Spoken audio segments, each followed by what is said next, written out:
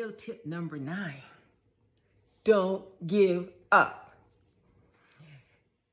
With any change in diet, you might hit a plateau and you might not lose any weight at all.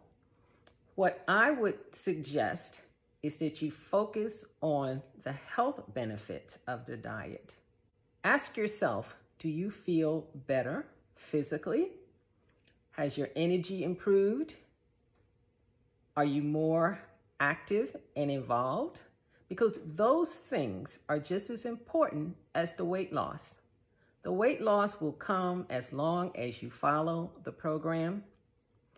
If you fall off, jump back on, but don't give up.